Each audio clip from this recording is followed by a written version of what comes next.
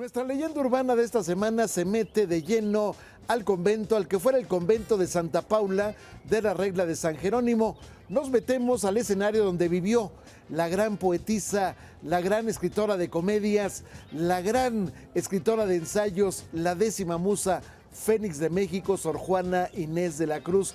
Vamos a meternos en el laberinto donde ella corrió, en un escenario en donde para la mujer era vedado en la cultura, para la mujer era vedado el estudio, y sin embargo ella logró llegar a la cima.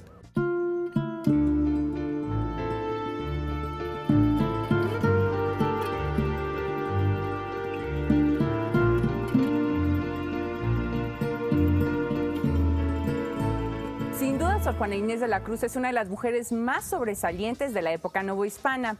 Su obra ha sido objeto de estudio para muchos y para otros ella es una fuente de inspiración. Y en esta leyenda urbana nosotros haremos un recorrido de la vida de este personaje que trasciende en la historia de nuestro país, no solamente por su obra, sino por su desafiante estilo de vida. Nepantla en 1648 vio nacer a Sor Juana Inés de la Cruz. La casa de la 10ª musa fue reconstruida por don Isidro Fabela. El convento de San Jerónimo vio pasar entre sus muros de piedra y tezontle la vida de Sor Juana.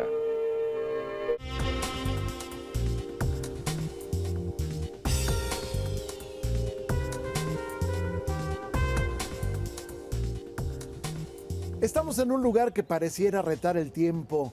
Estamos en un lugar que alguna vez fue el monasterio de Santa Paula de la Regla de San Jerónimo, conocido básicamente como el convento de las Jerónimas. Aquí vivió su tragedia, aquí vivió su ensueño, aquí vivió su poesía, aquí vivió su conocimiento, aquí vivió su encanto. Una mujer singular, conocida como la Fénix de México, la 10ª musa. Estoy hablando de Sor Juana Inés de la Cruz, prototipo de la mexicana del siglo XVII, prototipo de la mujer que lucha y se esfuerza por ser cada vez mejor, prototipo de la mujer que se mete a un escenario que era vedado para las mujeres y sin embargo logra vencerlo. Sor Juana Inés de la Cruz.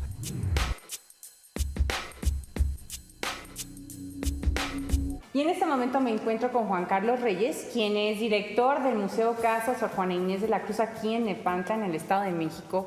Y la verdad estoy maravillada porque nos encontramos ante unos restos que son pues fundamentales en la historia de Sor Juana Inés de la Cruz. Muchísimas gracias. Al contrario, gracias a ustedes por su presencia y efectivamente en este hermoso espacio nació el 12 de noviembre de 1648 nuestra 10ª musa.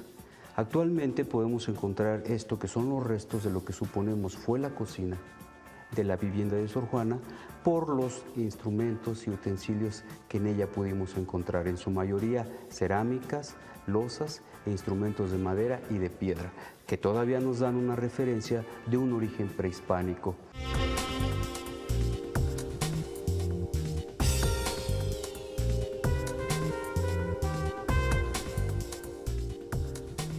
Juana de Asbaje y Ramírez nace en el pequeño poblado, en una ranchería que se conocía como San Miguel Nepantla. En aquel entonces, bueno, pues vivía una medianía, no vamos a decir que una pobreza extrema, una medianía. De hecho, bueno, sus hermanos tenían un maestro. Esta jovencita va a vivir, esta niña va a vivir el encanto de una zona en donde, bueno, pues se ve todavía los volcanes, el Popocatépetl, el Iztaccíhuatl, se ve el Valle de Cuautla, se siente la belleza del lugar. Algunos de los biógrafos, por ejemplo, Amado Nervo, por ejemplo, Ezequiel A. Chávez, hablan de que la vida en Nepantla fue forjando el espíritu de la poetisa. Por ejemplo, dice Amado Nervo, la belleza del sitio que vio su infancia, especialmente la gloria del sol contrastando con la alteza de las perpetuas nieves, debió cincelarla en la poesía y en el ensueño. Ezequiel Chávez dice también que sus primeros maestros fueron los árboles, el agua y las flores, vibrante sol de los trópicos. Y la propia Sor Juana escribe un versito pequeño, pero al mismo tiempo que nos da idea de cómo le impacta este lugar donde nació. Quizá por eso nací donde los rayos solares me mirasen de hito en hito, no viscos como a otras partes. Esto lo hace una niña pequeña, tenía 5 años cuando nos da esa idea, pero finalmente nos condensa la belleza del lugar donde nació. ¿Cuándo nace Sor Juana Inés de la Cruz? Algunos biógrafos la sitúan el 12 de noviembre del año de 1651. Sin embargo, no hay ningún testimonio, no hay ningún papel. En aquel entonces, bueno, pues el registro se hacía en las iglesias. No hay un registro en una iglesia que nos hable de una mujer que haya nacido en ese lugar y en esa fecha. Sin embargo, lo que sí se conoce es que en el año de 1648, en la parroquia de Chimalhuacán, que es una zona, un poblado muy cercano a San Miguel de Pantla, ahí se da este escenario donde nace una mujer de nombre Juana Inés.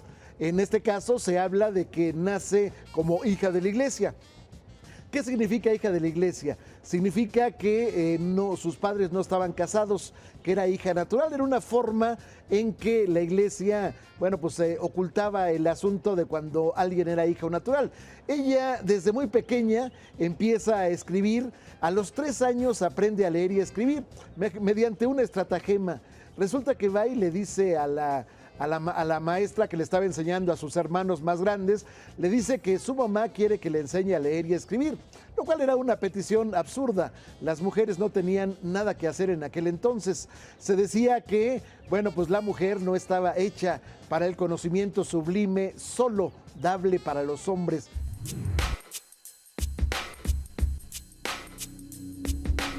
Juana contaba con una inteligencia admirable. A mis espaldas podemos encontrar una escultura que nos retrata a esta niña cuando era pequeña.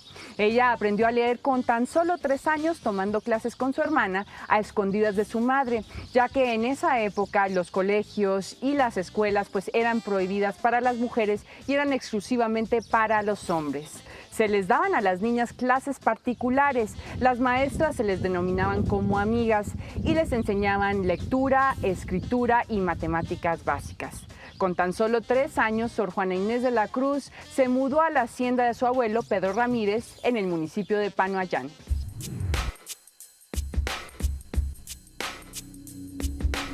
Nos encontramos ahora en uno de los patios más antiguos de la Universidad del Claustro de Sor Juana.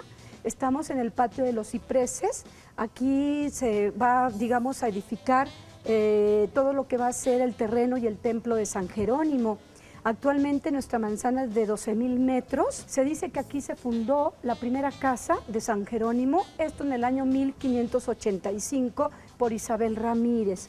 Isabel Ramírez va a llegar aquí con su esposo y 4 hijas. Estas pequeñas adolescentes van a ser las primeras jerónimas del siglo XVI mexicano.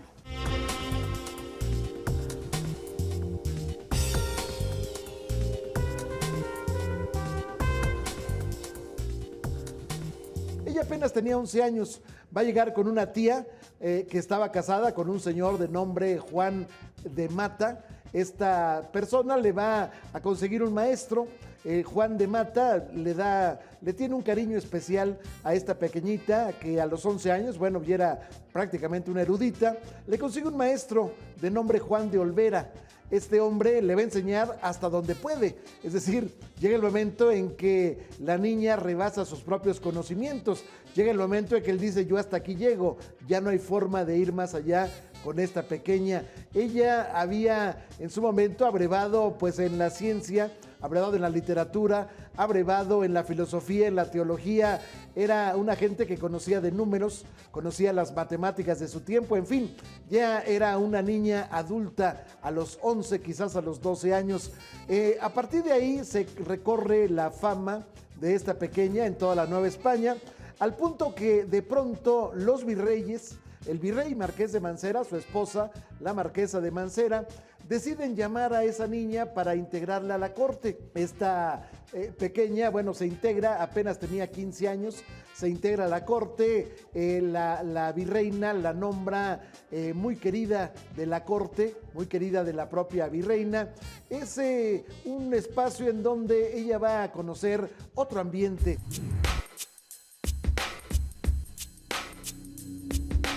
Y aquí nos encontramos con una escena bastante representativa de Sor Juana, ¿verdad, Juan Carlos? Así es, esta escena fantástica que nos remite a su estancia de Sor Juana en el convento de San Jerónimo y en esa maravillosa anécdota de los 4,000 amigos que eran sus libros.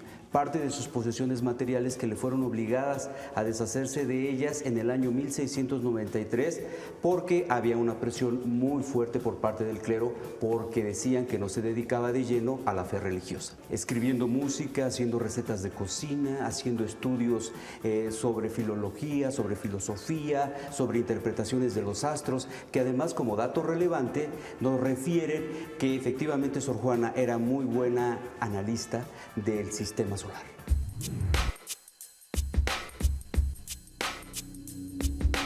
Dentro del predio de San Jerónimo encontraremos vestigios desde el 16, 17, 18, llegando por supuesto a nuestra época actual. Nos hace recordar muchísimo este lugar y la caldera, otro de los lugares famosos de cualquier templo, que fue la cocina. Bueno, pues Sor Juana, como buena monja, como buena mujer de su tiempo, dedicó también tiempo a la cocina, pero es famosísima la relación que tiene Sor Juana con la cocina a través de lo que se ha llamado las filosofías de cocina. Nos dice Sor Juana que si Aristóteles hubiera guisado, hubiera escrito mucho más. De los guisos ricos y sabrosos que tenemos nosotros ya para el 17, bueno, pues nos los va a recordar Sor Juana en una especie de recetario que ella misma fue copiando con su letra autógrafa. Tenemos el jijote de gallina, las pollas portuguesas y una serie de antes que van desde el ante de arroz, el ante de guayaba, el ante de perejil. ¿Por qué se llamaban antes? Bueno, pues porque eran platos que iban antes de la comida fuerte. Los antes pasaron a ser los platos después, los postrer, o sea, postrer del plato fuerte, y entonces ya se les va a llamar postres. Entonces quiere decir que Sor Juana tomaba el postre al principio y no al final de la comida. Hay una anécdota muy bonita que se cuenta que el virrey Antonio Sebastián de Toledo reúne a 40 de los letrados de su corte para poner a prueba los conocimientos de Sor Juana. Y ella sorprende a todos los presentes ya que se encuentra vencedora de todas las preguntas que se le hacen. Nosotros nos encontramos aquí en el Museo Casa de Sor Juana Inés de la Cruz, en Nepantla, en el Estado de México. ¿Sí? En memoria de nuestra más ilustre poetisa, Sor Juana Inés de la Cruz, se han inscrito algunos de sus inmortales poemas en los muros de la casa donde naciera, en el pueblecillo de Nepantla, Estado de México, por el año de 1651. Muy joven, Juana cambió las galas mundanales y el rango de dama de compañía de la virreina, marquesa de Mansera, por el silencio de una celda conventual.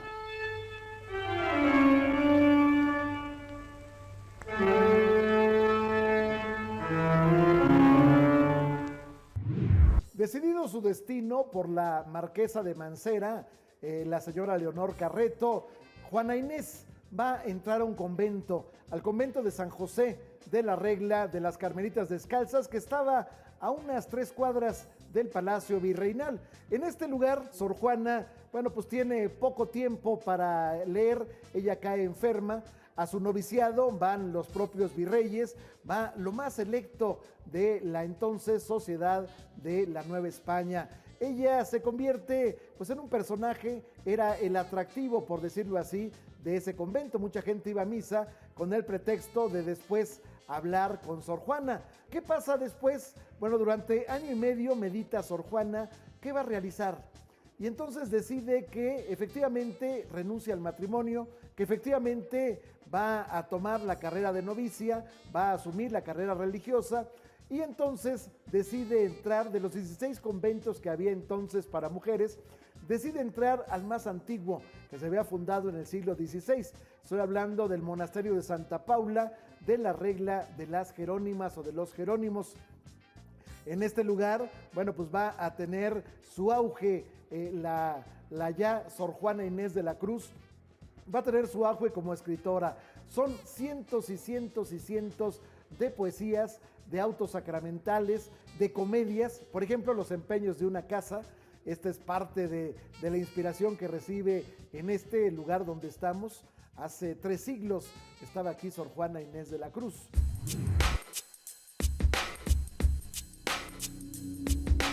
En este salón, salón 35, esquina con el 36, estuvo no solo el dormitorio, no solo la celda, sino el lugar donde Sor Juana escribió sus bellísimos versos, donde nos dejó su gran pensamiento, que era sobre la libertad del hombre, la libertad de la mujer y la libertad sobre todo del individuo.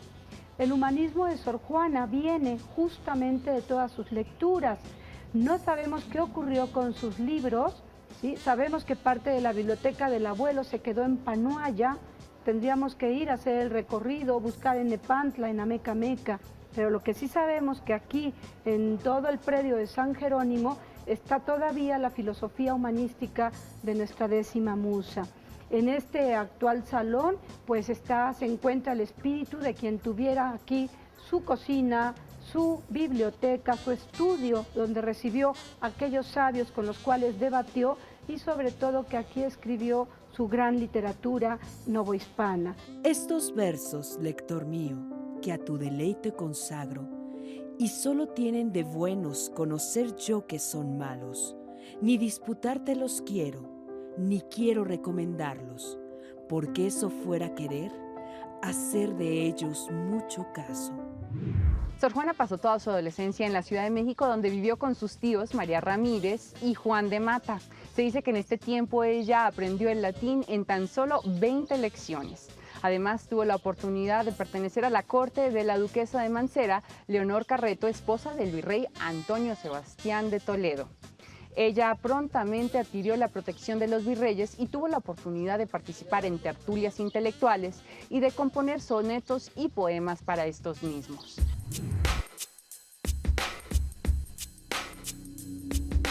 Me encantaría que nos comentaras un poquito a mí y al público acerca de los sonetos y de todo el legado que nos dejó esta grande intelectual. Efectivamente, hay en torno a la obra escrita de Sor Juana un extraordinario conocimiento.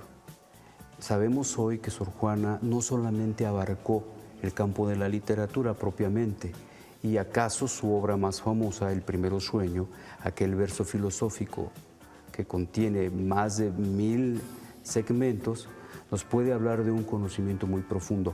Finjamos que soy feliz, triste pensamiento un rato. Quizás podéis persuadirme, aunque yo sé lo contrario. Más de 3 siglos conservan fresca y lozana la imagen maravillosa, como sus versos, de la monja inspirada, que sigue viva en la literatura universal.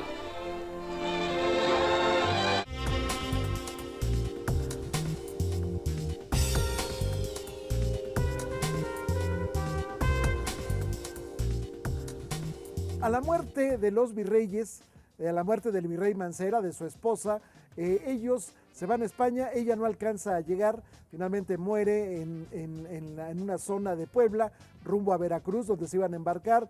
Sor Juana le dedica algunos versos sentidos a la muerte de doña Leonor, la marquesa de Mancera. Posteriormente, el ex virrey marqués de Mancera va a difundir en el Nuevo Mundo la obra de Sor Juana, con lo cual, bueno, pues la fama va a traspasar la frontera, va a llegar a todo lo que era el viejo mundo en aquel entonces. Hay 2 textos que van a marcar la vida, vamos a decir, la debacle de Sor Juana como la gran poetisa, como la mujer que tenía toda una vida por delante para poder seguir escribiendo, seguir asombrando a la gente. Estamos hablando de una carta, ella no le pone nombre, simplemente se publica en Puebla. El obispo Manuel Fernández de la Santa Cruz le pone como nombre Carta Atenagórica. En ella básicamente Sor Juana va a hacer una defensa apasionada de su tarea como mujer, del hecho de que por ser mujer le esté vedado el conocimiento, que por ser mujer se le impide desarrollarse, por ser mujer se le impide escribir. Después de escribir una respuesta a un sermón que había pronunciado un sacerdote portugués de nombre Antonio Vieira. Él había estado en Brasil, había pues causado alguna situación difícil en Brasil porque decían que había soliviantado a los negros y a los esclavos.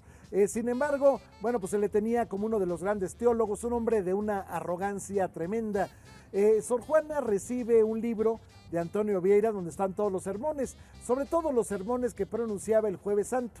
El Jueves Santo, el motivo del sermón es aquel mandato que hace Cristo: amaos los unos a los otros. Un mandato os dejo, que os améis los unos a los otros. Sobre eso versa este sermón del padre Vieira, y sin embargo, bueno, pues con gran arrogancia dice: eso es lo que quería decir Cristo, pero yo digo que él más bien quería decir esto otro, y empieza a refutar al propio San Agustín. San Agustín de Hipona era el patrono del convento de San Jerónimo, de tal manera que Sor Juana se sentía ofendida por haber desdeñado a este hombre importantísimo en la historia de la iglesia en México. Se desdeña también a Santo Tomás y se desdeña a San Juan Crisóstomo. En consecuencia, bueno, pues Sor Juana se enfurece, alguien la incita a que haga una carta de respuesta, la hace, la carta empieza a circular, ella lo hace en forma personal, no necesariamente para que se publique. Sin embargo, bueno, empieza a circular la carta y aparece en escena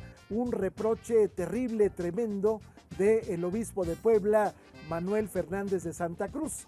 Este hombre usaba el seudónimo de Sor Filotea, le lanza una serie de ataques a Sor Juana, sobre todo por su condición de mujer. Prácticamente le dice: las mujeres a la cocina, usted no tiene nada que hacer, andar refutando a gente que está por encima de usted misma, usted no tiene que hacer nada en este tipo de cosas. Y bueno, pues a partir de ahí se inicia una situación difícil para Sor Juana, está en entredicho, y sin embargo ella lo medita largamente y hace una respuesta a Sor Filotea de la Cruz. En esta respuesta le dice: bueno, pues yo soy mujer, yo sé hacer huevos fritos, le dice cómo se hacen los huevos fritos, le dice cómo se hace un bordado, pero también le dice que yo puedo saber teología, yo puedo saber filosofía, yo puedo saber de literatura. En fin, le da una serie de, vamos a decir, de razones por las cuales ella es como es. Sin embargo, bueno, pues a partir de ahí empieza a caer la buena suerte de Sor Juana. De pronto, su propio confesor, Antonio Núñez y Miranda, bueno, deja de confesarla, deja de darle asistencia espiritual. Ella se siente verdaderamente en una situación terrible y entonces va a tomar la decisión más drástica, la decisión más dolorosa de su vida.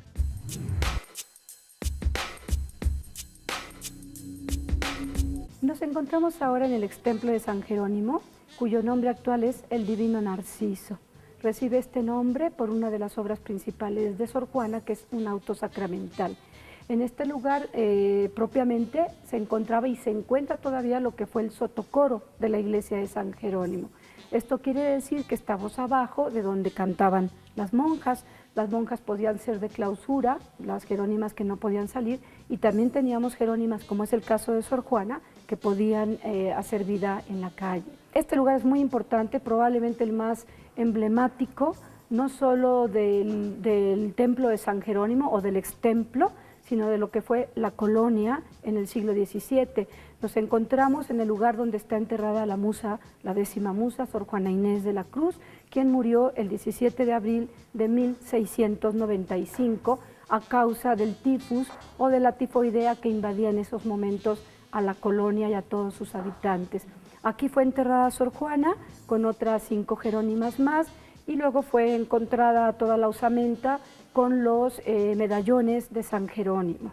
Entonces aquí está el espíritu de Sor Juana Inés de la Cruz. Esta tarde, mi bien, cuando te hablaba, como en tu rostro y tus acciones vía que con palabras no te persuadía, que el corazón me vieses deseaba, y amor, que mis intentos ayudaba, venció lo que imposible parecía, pues entre el llanto que el dolor vertía, el corazón desecho destilaba.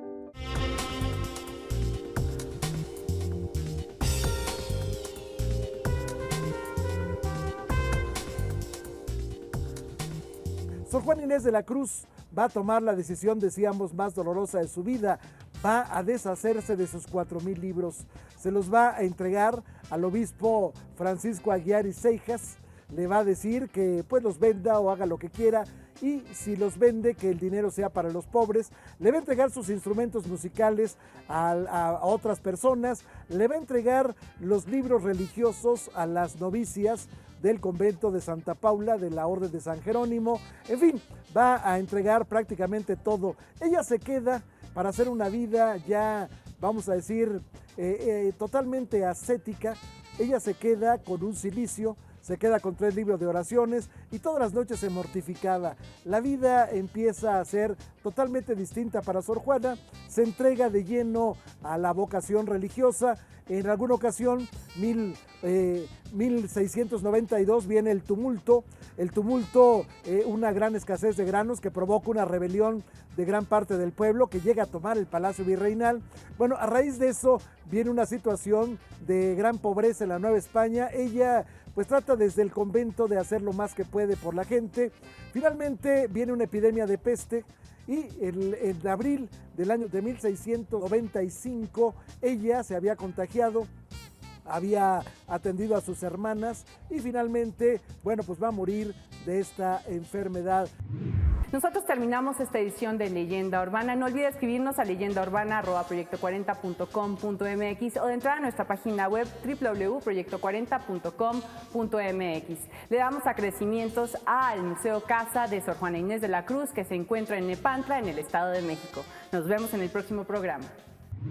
Estamos en la capilla del que fuera convento de Santa Paula de la Regla de los Jerónimos. En esta capilla llegaban los virreyes, llegaban los notables, los intelectuales, incluso los jerarcas religiosos de su tiempo a misa, para después tener oportunidad de platicar con la maravillosa Sor Juana Inés de la Cruz. Una mujer excepcional, una mujer que luchó con todo y contra todos por defender su propia condición de mujer. Nuestro homenaje humilde a esta gran poetisa mexicana. Gracias por haber estado con nosotros en esta Leyenda Urbana. Lo invito el próximo sábado a las 9:30 de la noche en un capítulo más de esta serie Leyenda Urbana. Mi nombre es Alberto Barranco Chavarría y deseo que pase usted una inmejorable noche.